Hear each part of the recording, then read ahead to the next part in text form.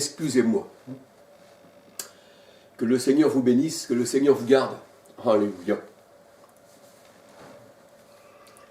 Alors aujourd'hui, mes frères et sœurs, j'aurais voulu vous parler encore de la divinité du Seigneur.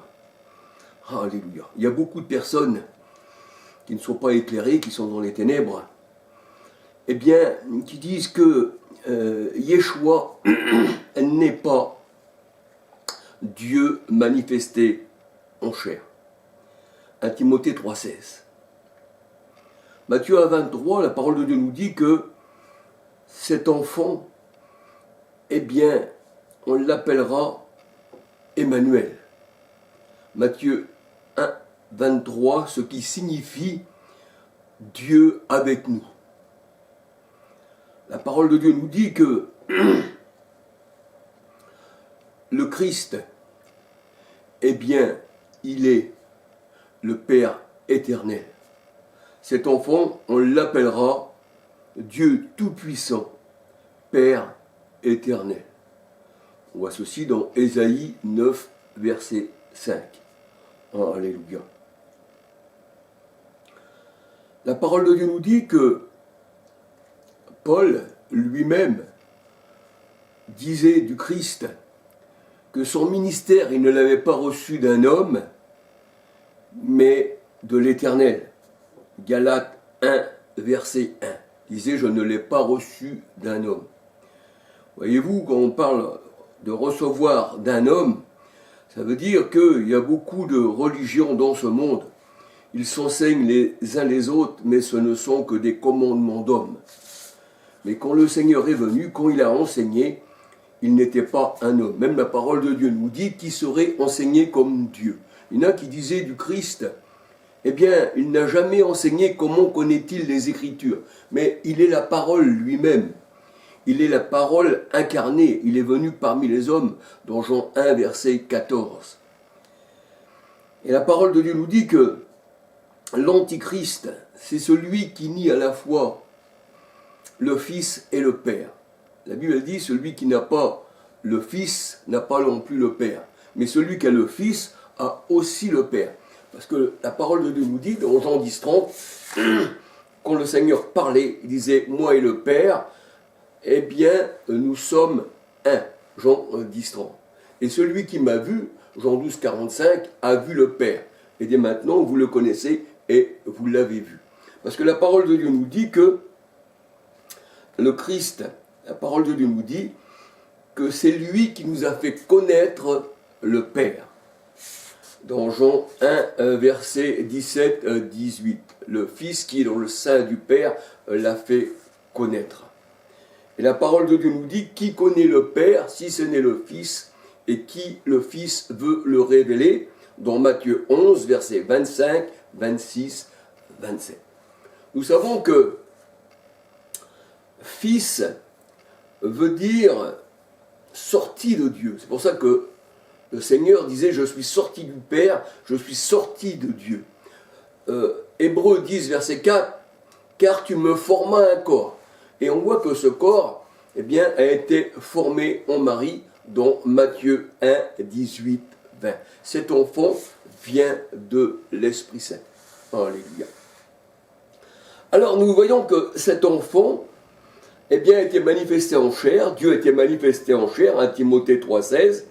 Et nous voyons que cet enfant, eh bien, la parole de Dieu nous dit, dans Colossiens, je vais vous le lire, Colossiens 1,15. Colossiens 1,15, le Fils est l'image du Dieu invisible. Donc Dieu est invisible, on ne pouvait pas le voir. Il fallait qu'il se manifeste dans la chair pour qu'on puisse le voir.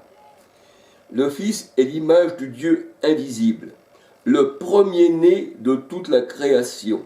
Quand on dit le premier-né de toute la création, ça veut dire en tant que Fils, en tant que manifesté en chair, cette chair, elle est la première de la création de Dieu. Ça veut dire que Christ, il est le premier d'entre ses frères. Alléluia. En tant comme, je veux dire. Il est le parfait. Il est l'image parfaite, la représentation parfaite du Dieu invisible. Colossiens 1,15. Alléluia. Et c'est pour ça que la parole de Dieu nous dit qu'il est l'image du Dieu invisible. Alléluia.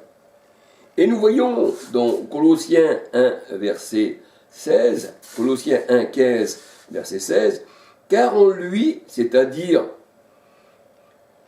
en Yeshua Messia, je dis Christ, là on voit qu'il y a Yeshua, la chair, Christ, Dieu manifesté, Christ était dans la chair.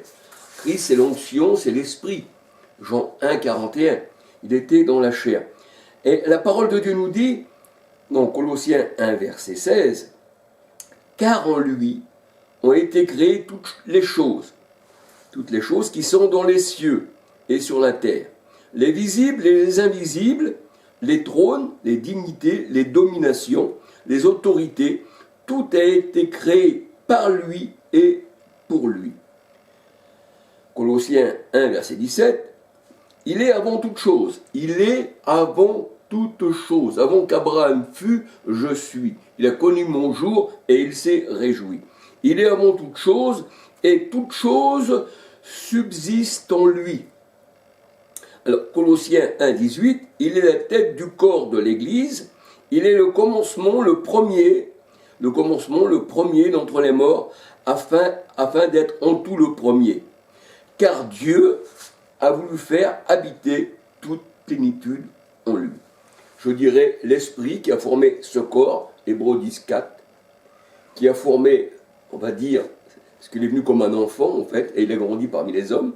Et la parole de Dieu nous dit que en Christ, eh bien, toute la plénitude de la divinité était en Christ. Car Dieu a mis toute la plénitude, c'est-à-dire que Dieu lui-même est venu dans la personne d'un homme qui, cet homme était le temple, Jean 2, 19, 20, 21, et qui, l'Éternel, était dans son saint temple. C'est pour ça que Yeshua disait « Le Père est en moi, et moi et le Père, nous sommes un ». Jean 14, versets 7 à 10. Alléluia. Alors, Colossiens 1, 15, Colossiens 1, 15, 16, 17, 18, et on va regarder Colossiens 2, 9, 10. Colossiens 2, 9, 10. Alors, la parole de Dieu nous dit, Colossiens 2, 8, prenez garde que personne ne fasse de vous sa proie par la philosophie et par de vaines tromperies, s'appuyant sur la tradition des hommes. Vous voyez, il y en a qui s'appuient sur la tradition des hommes. Et ils ont bâti sur, on va dire, le sable. Parce que le sable, c'est l'homme. La tempête est venue et toute la fondation qui était bâtie sur le sable, eh bien, a disparu. Alléluia, il y en a qui ont bâti, eh bien, sur le sable et non sur Christ. Et car la parole de Dieu nous dit, Colossiens 2, 8, 9, car en lui habite corporellement, c'est le corps, corporellement, toute la plénitude de la divinité. Vous avez tout pleinement en lui, qui est le chef de toute domination et de toute autorité. Et c'est en lui que vous avez été circoncis d'une circoncision que la main humaine n'a pas faite. Mais vous avez eu la circoncision du Christ, qui consiste en le dépouillement du corps de la chair. Ayant été ensevelis avec lui par le baptême, vous êtes aussi ressuscités en lui, avec lui, par la foi en la puissance de Dieu, qui l'a ressuscité. Alléluia. Donc, le Seigneur, quand il parle,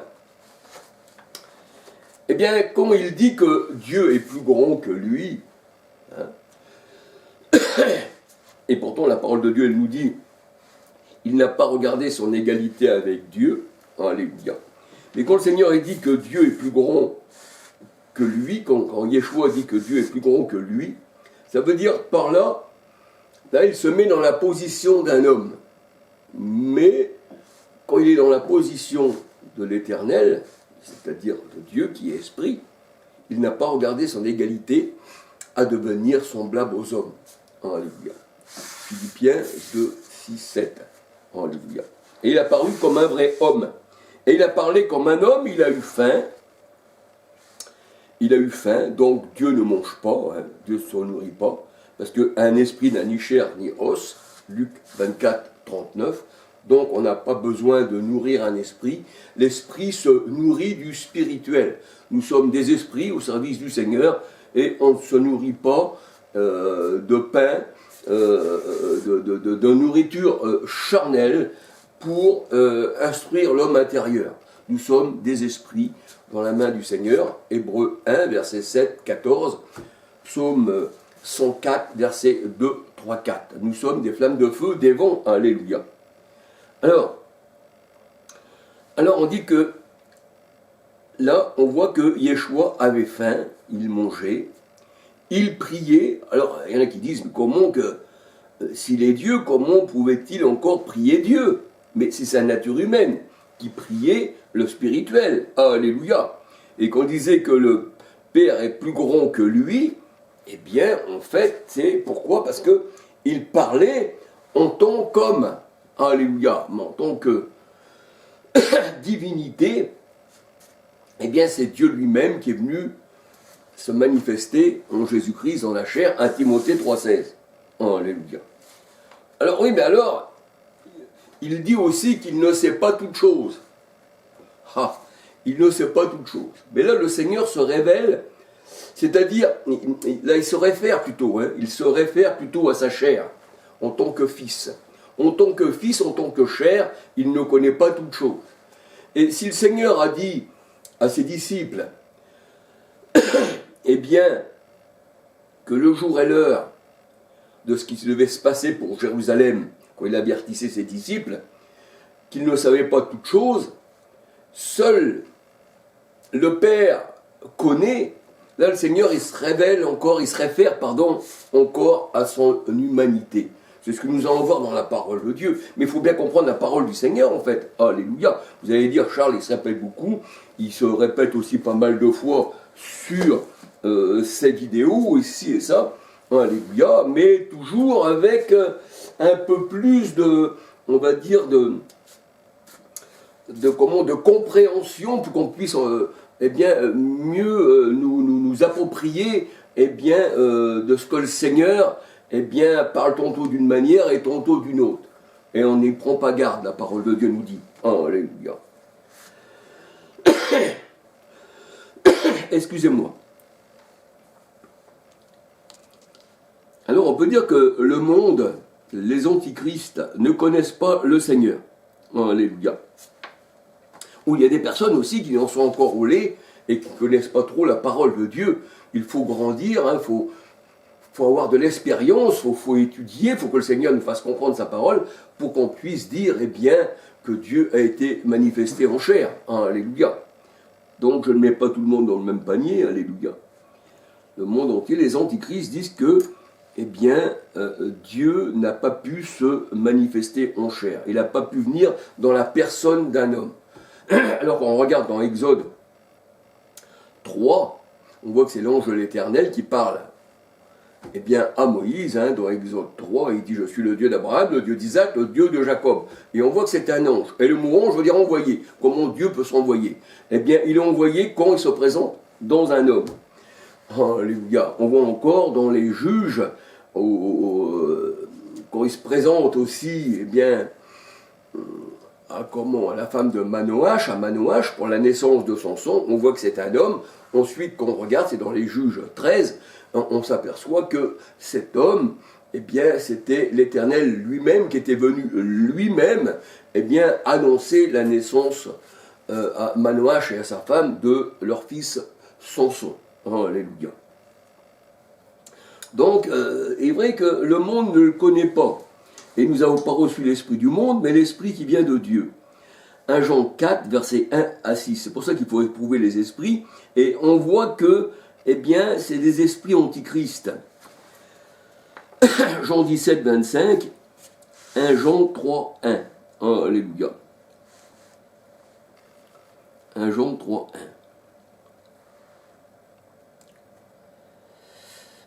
1. Et c'est vrai que le monde ne connaît pas, en fait. 1 Corinthiens 2, 6 à 16. Les grands de ce monde, eh bien, ont crucifié la sagesse. S'il avait connu, il n'aurait pas crucifié, la parole de Dieu nous dit. Et nous voyons que les grands de ce monde et le monde a l'esprit du monde. Or, nous avons la pensée et l'esprit du Christ. 1 Jean 2, verset 6 à 16. 1 Jean 2, verset 6 à 16. Jean 1, verset 1 à 13. Alléluia. Nous voyons que dans Jean 1, verset 1 à 13, que le Christ n'est pas un homme normal. Alléluia.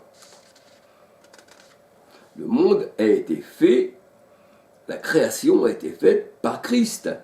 Alléluia. Alors, Matthieu 24, 36, c'est pour ça que je refais cette vidéo, c'est pour donner un petit peu plus de clarté. Matthieu 24, 36, quand le Seigneur discutait avec ses disciples au sujet de la destruction du temple de Jérusalem, nous savons que le temple de Jérusalem est maintenant détruit, et le Seigneur prévient ses disciples qui seront encore vivants et qui verront ces choses arriver, donc il les met en garde. Il les met en garde.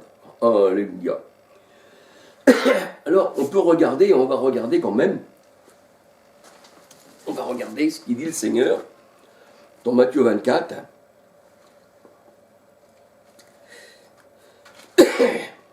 Pardon. Voilà. Matthieu 24, on va commencer à Matthieu 24, 1. Alléluia. Comme Jésus s'en allait au sortir du temple, ses disciples s'approchèrent pour lui en faire remarquer les constructions. Matthieu 24, 2. Mais il leur dit, voyez-vous tout cela, je vous le dis, en vérité, il ne restera pas pierre sur pierre qui ne soit renversée. Là, il parle de la destruction de Jérusalem qui aurait lieu en 70, eh bien, par Titus. Matthieu 24, 3. Il s'assit sur la montagne des Oliviers, et les disciples vinrent en particulier lui poser cette question.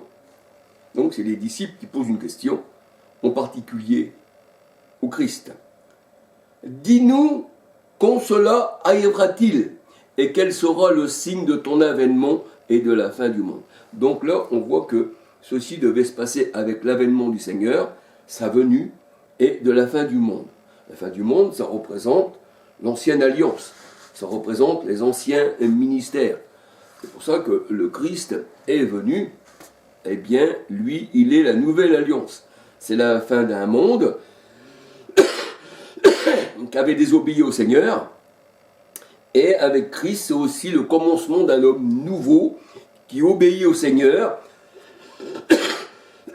et qui a fait de nous une race de sacrificateurs. Excusez-moi mes frères et sœurs, parce que je suis vraiment pris des branches.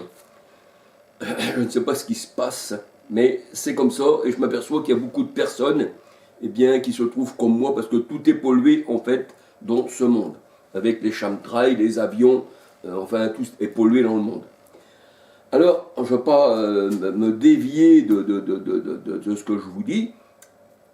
Dis-nous quand cela arrivera-t-il et quel sera le signe de ton avènement et de la fin du monde. Matthieu 24, verset 3. Alors Jésus répondit à qui?